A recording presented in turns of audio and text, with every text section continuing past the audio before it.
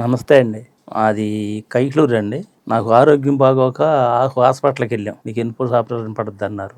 సర్లే అని ఇంకోసాటికి తిరుగుతూ ఎందుకులే అక్కడే 2 సార్లు, 3 సార్లు తిరిగాను ఆ హాస్పిటల్‌కి. ఆపరేషన్ 2016లో చేయించుకున్నానండి. చేయించుకుంటే తర్వాత నా పని నేను చేసుకుంటున్నాను. ఈ చేసుకునే లోపల మళ్ళీ 2026లో మళ్ళీ ఇది బాధ ఎక్కువైపోయిందండి. అక్కడ చేసిన కాడికి మళ్ళీ వెళ్తే మళ్ళీ అన్నారండి, మళ్ళీ నీకు ఆపరేషన్ పడుద్దన్నారు. ఆపరేషన్ పడుద్దంటే ఇదేంటండి, మరి ఆయన చేసిన ఆయన లేడు, మారిపోయాడు, విజయవాడ వెళ్ళిపోయారు.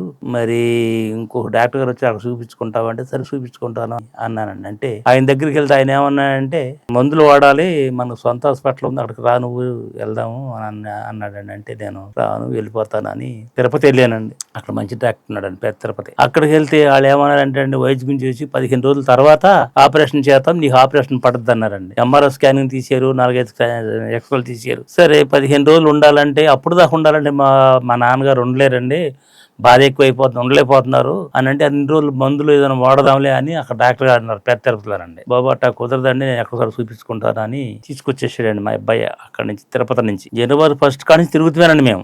వచ్చేసేసి ఇక్కడ మా వాళ్ళు ఉన్నారు విజయవాడలోనండి, బంధువులు ఉన్నారు. మంచి డాక్టర్ గారు సోనిలాల్ గారు అండి, ఆయన ఉన్నాడు, ఆయనతో చూపిద్దాం, ఆయన బాగా చేస్తున్నాడని మా పిన్ని గారు అమ్మాయి వాళ్ళు ఇక్కడ నర్సులు చేస్తున్నారండి నిజామాబాద్లో. ఇక్కడ డాక్టర్ గారు ఉండే హాస్పిటల్లో మా బంధువులు ఉన్నారండి, ఈయన బాగా చేస్తారని మాకు చెప్పారండి. మీరు వచ్చి కబురు చేస్తే మేము చేయించుకుంటామని అన్నాము. అప్పటికప్పటికే మేము వచ్చామని వచ్చి ఇక్కడ డాక్టర్ గారితో మాట్లాడి ఆపరేషన్ చేసుకోవడం జరిగిందండి. అసలు నాకు చేసిన 3 రోజుల నుంచే నెంబర్ 1 గా ఉందండి, మామూలుగా లేదండి. ఎట్టా ఉందని అడిగారు డాక్టర్ గారు నన్ను. అడిగితే చాలా బాగుందండి అన్నాను. 3 రోజుల్లోనే నుంచోబెట్టి అటు ఇటు నడిపించారండి, వాకర్తో నడిపించారు. 4వ-5వ రోజున వాకర్ లేకుండా నడుతుంది జరిగిందండి. ఇవాళకి 45 రోజులండి బాగా నడుతున్నాను, నాకు ఇబ్బంది ఏం లేదు. బాగా చూశారు డాక్టర్ గారు అండి, సోనిలాల్ గారు అండి, మంచి డాక్టర్ అండి. మంచి హాస్పిటల్లో ఉన్న స్టాఫ్ అంతా బాగా చూశారండి. మమ్మల్ని ఒకళ్ళు కేకైతే ఒకళ్ళు వచ్చి ఏది కావాలంటే అది ఇవ్వటము, మంచి చెడ చేశారండి మాకు. అందుకే కాళ్ళు నడవలేకపోయాడండి, తిమ్మురులు వచ్చి నడవలేకపోయేవాడిని, బాధలు వచ్చేసాయి కాళ్ళు అండి. అవి బాధలు ఇవాళ అసలు లేవండి, బాధలు లేవు, పోట్లు లేవండి.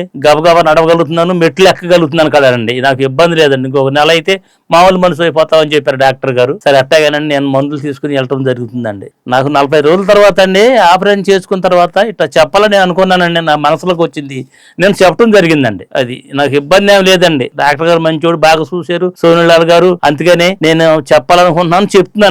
అది. నమస్తే అండి. ఇప్పుడు ఈ పేషెంట్కి ఒక 10 years బ్యాక్ బ్యాక్ పెయిన్, సయాటికాకి సర్జరీ జరిగింది వేరే హాస్పిటల్లో. బట్ పోస్ట్ సర్జరీ అతనికి బైలేటరల్ ఫుట్ డ్రాప్ వచ్చింది. సో ఈ బైలేటరల్ ఫుట్ డ్రాప్ వచ్చినా ఆయనకి ఆన్ అండ్ ఆఫ్గా బ్యాక్ పెయిన్ వస్తూనే ఉంటుంది. ఒక 10 years అట్లాగా ఫుట్ డ్రాప్తో నడుస్తూ ఉన్నాడు. కానీ గత ఒక 2 months నుంచి విపరీతమైన బ్యాక్ పెయిన్, ఇంకా విపరీతమైన sciatica. So left sciatica is more than the right అనమాట. అసలే ఎంత పెయిన్ అంటే ఆయన ఒక 1 month నుంచి అసలు నుంచోలేకపోతున్నాడు, నడవలేకపోతున్నాడు, కూర్చోలేకపోతున్నాడు. అంటే అంత severe sciatica and back pain.